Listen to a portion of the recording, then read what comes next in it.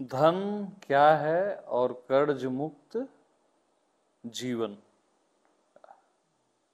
नरौंदा। एक दिन जब सातों साथी और मुर्शिद नीड़ से नौका की ओर लौट रहे थे तो उन्होंने द्वार पर खड़े शमदाम को अपने पैरों में गिरे एक व्यक्ति के सामने कागज का एक टुकड़ा हिलाते हुए क्रुद्ध स्वर में कहते सुना, तुम्हारी लापरवाही ने मेरे धैर्य को समाप्त कर दिया है।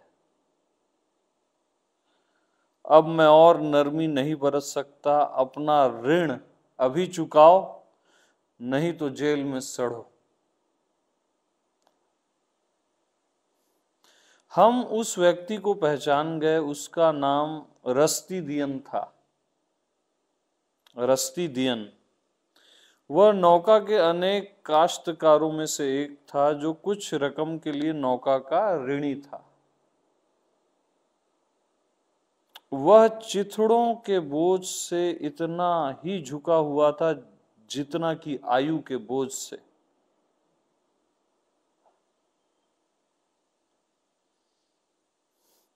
उसने ब्याज चुकाने के लिए यह कहते हुए मुखिया से विनय पूर्वक समय मांगा कि इन्हीं दिनों मैंने अपना एकमात्र पुत्र खो दिया है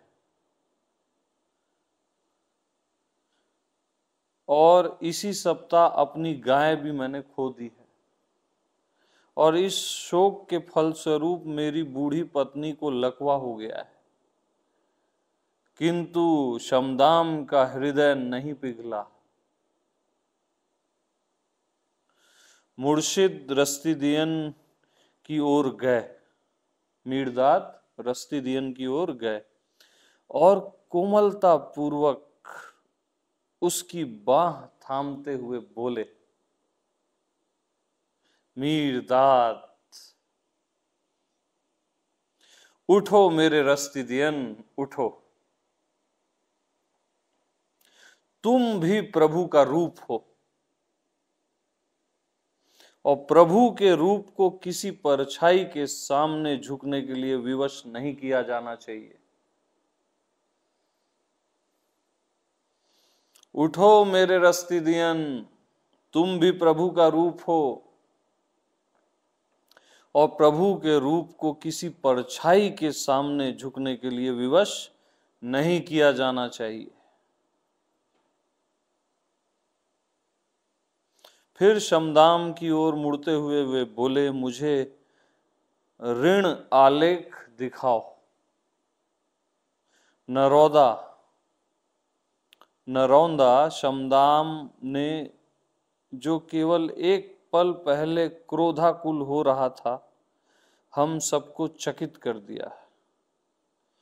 जब उसने मेमने से भी अधिक आज्ञाकारी होकर अपने हाथ का कागज चुपचाप मुर्शिद के हाथ में दे दिया।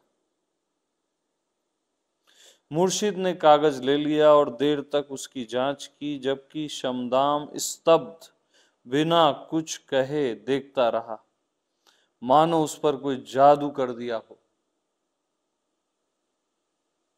मीरदाद, कोई साहूकार नहीं था इस नौका का संस्थापक। क्या उसने धन विरासत के रूप में तुम्हारे लिए इस उद्देश्य से छोड़ा था कि तुम उसे उधार देकर सूदखोरी करो? क्या उसने चल संपत्ति तुम्हारे लिए इस उद्देश्य से छोड़ी थी कि तुम उसे व्यापार में लगा दो, या जमीनें इस उद्देश्य से कि तुम उन्हें काश्तकारों को देकर अनाज की जमाखोरी करो? क्या उसने तुम्हारे भाइयों का खून पसीना तुम्हें सौंपते हुए कारागार उन लोगों को बंदी बनाने के उद्देश्य से छोड़े थे जिनका सारा पसीना तुमने बहा दिया है, जिनका खून तुमने आखिरी बूंद तक चूस लिया है? एक नौका, एक वेदी और एक ज्योति, एक नौका, एक वेदी और एक ज्योति सौंपी थी उसने तुम्हें,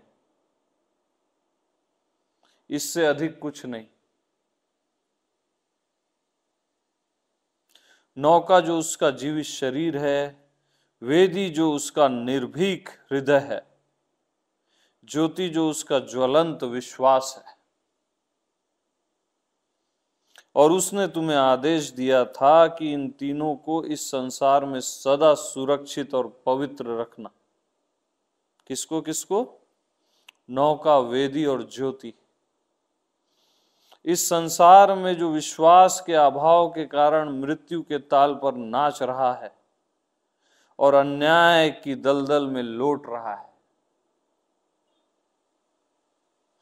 और तुम्हारे शरीर की चिंताएं कहीं तुम्हारे ध्यान को इस लक्ष्य से हटा न दें, इसलिए तुम्हें श्रद्धालुओं के दान पर निर्वाह करने की अनुमति दी गई थी।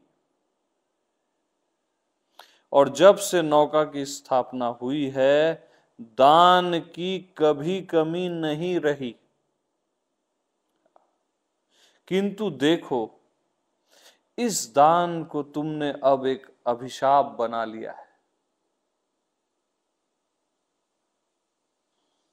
अपने और दानियों दोनों के लिए तुमने अभिशाप बना लिया है, क्योंकि दानियों द्वारा दिए गए उपहारों से ही तुम उन्हें अपने अधीन करते हो। जो सूत वे तुम्हारे लिए काटते हैं, उसी से तुम उन पर कोड़े बरसाते हो। जो कपड़ा वे तुम्हारे लिए बुनते हैं, उसी से तुम उन्हें नंगा करते हो। जो रोटी वे तुम्हारे लिए पकाते हैं, उसी से तुम उन्हें भूखे मारते हो। जिन पत्थरों को तुम्हारे लिए काटते और तराशते हैं, उन्हीं से तुम उनके लिए बंदी गृह बनाते हो। जो लकड़ी वे तुम्हें गर्माहट के लिए देते हैं, उसी से तुम उनके लिए जुए और ताबूत बनाते हो। उनका अपना खून पसीना ही तुम उन्हें वापस उधार दे देते हो ब्याज पर। उनका अपना खून पसीना ही तुम उन्हें उधार वापस दे देते हो ब्याज पर, वो भी ब्याज पर। क्योंकि और क्या है पैसा सिवाय लोगों के खून पसीने के, जिसे धूर्तों ने छोटे बड़े सिक्कों में ढाल लिया है, ताकि उनसे वे लोगों को बंदी बना लें। और क्या है धन दौलत सिवाय लोगों के खून पसीने के, जिसे उन धूर्त व्यक्तियों ने बटोरा है जो सबसे कम खून पसीना बहाते, ताकि वे इससे उन्हीं लोगों को पीस डाले जो सबसे अधिक खून पसीना बहाते। धिक्कार है, बार बार धिक्कार है उनको जो धन दौलत इकट्ठी करने में अपने हृदय और बुद्धि को खपा देते। धिक्कार है, बार बार धिक्कार है उनको जो धन दौलत इकट्ठी करने में अपने हृदय और बुद्धि को खपा देते हैं, अपने दिनों और रातों का खून कर देते हैं।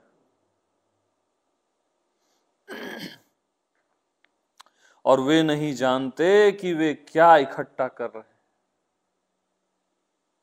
धिक्कार है, बार बार धिक्कार है उनको जो धन दौलत इकट्ठी करने में अपने हृदय और बुद्धि को खपा देते हैं, अपने दिनों और रातों का खून कर देते हैं। धिक्कार है, क्योंकि वे नहीं जानते कि वे क्या इकट्ठा कर रहे हैं। वेश्याओं, हत्यारों और चोरों का पसीना, तपेदिक, कोढ़ और लकवे के रोगियों का पसीना, अंधों का पसीना, लंगड़ों तथा लूलों का पसीना, और साथ ही पसीना किसान और उसके बैल का, चरवाहे तथा उसकी भेड़ का, फसल को काटने तथा बीनने वाले का, ये सब और कितने ही और पसीने इकट्ठे कर लेते हैं धन दौलत के जमाखोर। अनाथों और दुष्टों का खून, तानाशाहों और शहीदों का खून, दुराचारियों और न्यायवानों का खून, लुटेरे और लूटे जाने वालों का खून, जल्लादों और उनके हाथों मारे जाने वालों का खून, शोषकों और ठगों तथा उनके द्वारा शोषित किए जाने वाले और ठगे जाने वालों का खून, ये सब और कितने ही और खून इकट्ठे कर लेते हैं धन दौलत के जमाखोर। हाँ, धिक्कार है, बार बार धिक्कार है उनको जिनकी धन दौलत और जिनके व्यापार का माल लोगों का खून और पसीना है, क्योंकि खून और पसीना तो आखिर अपनी कीमत वसूल करेंगे ही। धिक्कार है, बार बार धिक्कार है उनको जिनकी धन दौलत और जिनके व्यापार का माल लोगों का खून और पसीना है, क्योंकि खून और पसीना तो आखिर अपनी कीमत वसूल करेंगे ही। और भीषण होगी वह कीमत, भयंकर होगी वह वसूली। उधार देना और वह भी ब्याज पर, यह सचमुच कृतघ्नता है, इतनी निर्लज्ज कि इसे क्षमा नहीं किया जा सकता। उधार देना वह भी ब्याज पर।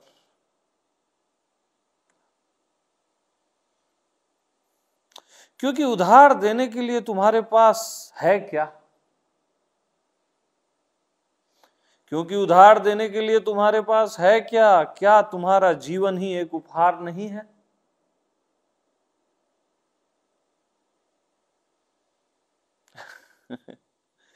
क्योंकि उधार देने के लिए तुम्हारे पास है क्या? क्या तुम्हारा जीवन ही एक उपहार नहीं है? यदि परमात्मा को तुम्हें दिए अपने छोटे से छोटे उपहार का भी ब्याज लेना होता तो तुम उसे किस चीज से चुकाओगे?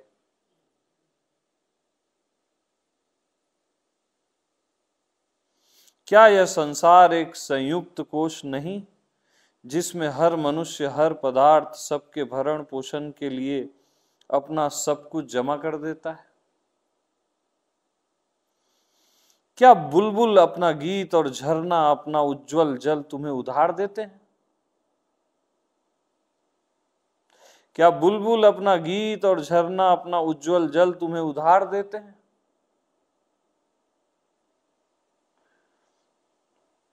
क्या बरगद अपनी छाया और खजूर अपने शहद से मीठे फल कर्ज पर देते हैं? क्या भेड़ अपना ऊन और गाय अपना दूध तुम्हें ब्याज पर देती है?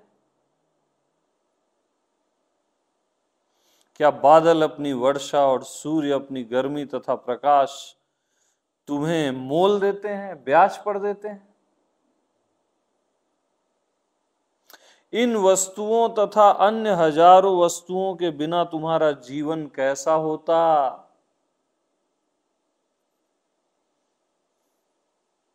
इन वस्तुओं तथा अन्य हजार वस्तुओं के बिना तुम्हारा जीवन कैसा होता?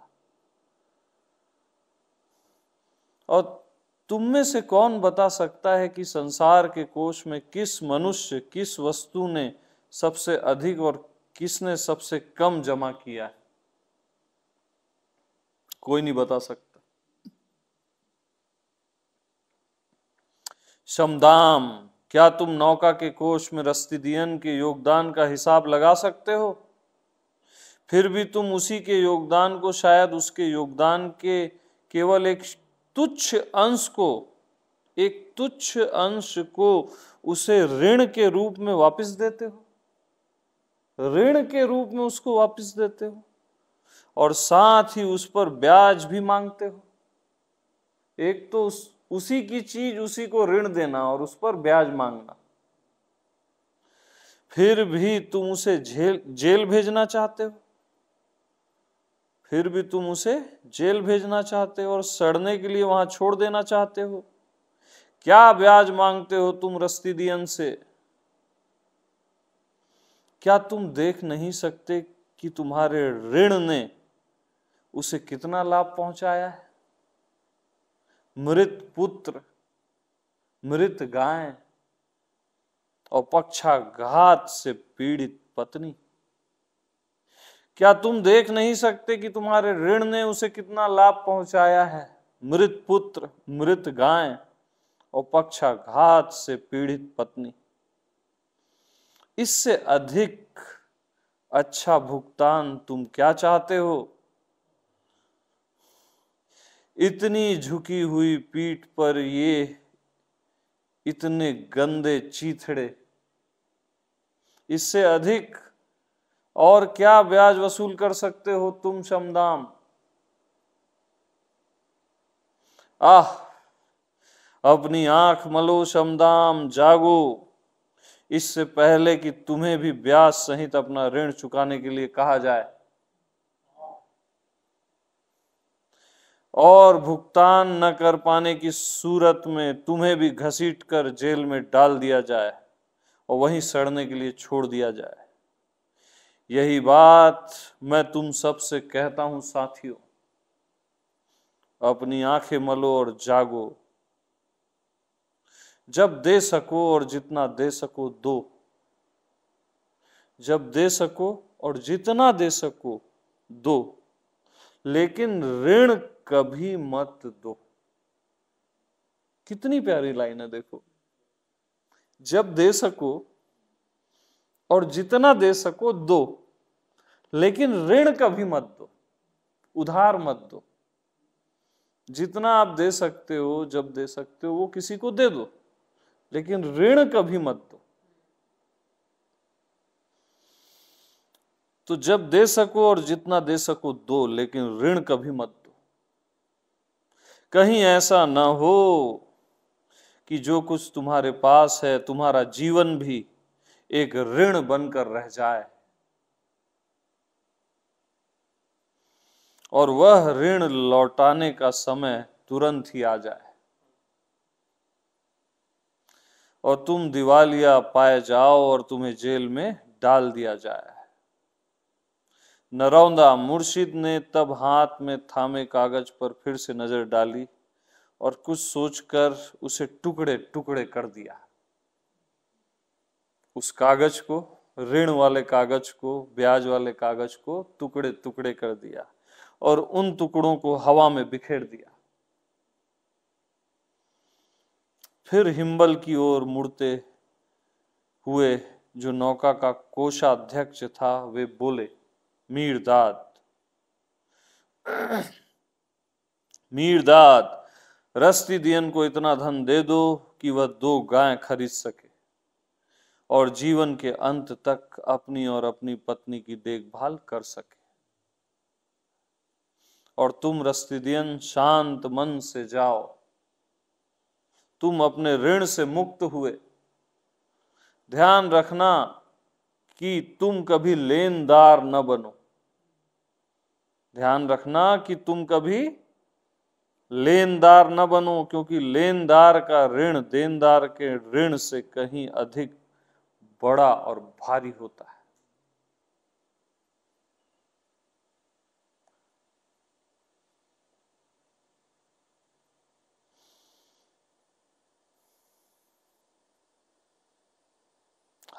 प्रेम प्रणाम।